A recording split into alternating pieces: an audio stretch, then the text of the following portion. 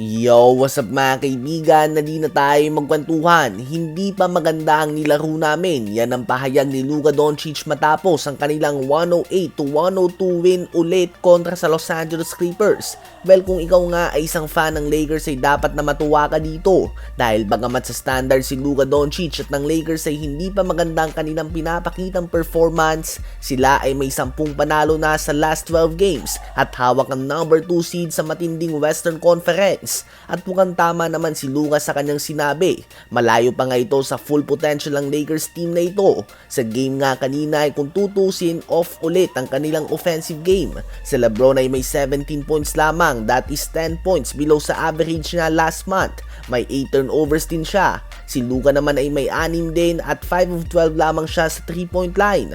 Ang mahigit 35 points per game din na ambag ni Austin Reaves at Rui Hachimura ay wala nga sa game na ito dahil hindi nga sila naglaro dahil sa mga minor injuries. Ganun pa man, ang depensa nga ng Lakers ang nagdala sa kanila sa game na ito. Ang hustle play sila Vando, Gabe Vincent, Jamison at Dorian Finney-Smith na may team high plus 24 na plus minus sa isang game na natapos na 6 points lang ang pagitan ng dalawang team. Ibang impact nga ang dala ng role players na ito.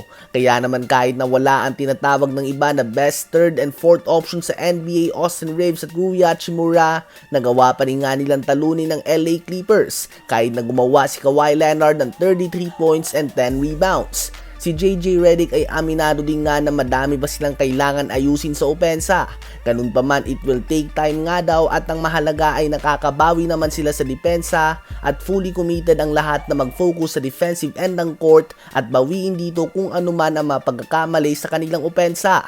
Sa ngayon ng Lakers ay number 2 na sa Western Conference. Malabo nga na mahabol pa nila ang number 1 seed OKC Thunder dahil 10 o higit pa nga ang agwat nito sa lahat ng team sa West. Sa palagay nyo ba ay kayang umabot ng Lakers sa NBA Finals kapag nahanap na nila ang tamang timpla sa opensa? Habang natanggap na naman ng Phoenix Suns ang isang talo kontra sa Minnesota Timberwolves, natambakan nga sila nito sa score na 116-98. Tulad lamang noong playoffs ay muli silang tinusta ni Anthony Edwards. Gumawa ang young star sa game na ito ng 44 points, 5 rebounds, 7 assists and 2 steals on 54% shooting sa field. 20.6 rebounds din si Julius Randle sa kanyang pagbabalik. 24 points with 8 3-pointers off the bench si Donte DiVincenzo at 13.7 rebounds, 4 assists and 3 steals si Jaden McDaniels. Sa Suns naman ay 26 points, 10 rebounds, 4 assists si Kevin Durant, 18 points, 4 rebounds si Bradley Beal at 17 points, 5 assists naman si Devin Booker. Ang Suns ay patuloy na lumalayo sa top 10 mga kaibigan. 5 games below 500 na nga sila at 4 games out mula sa 10th seed.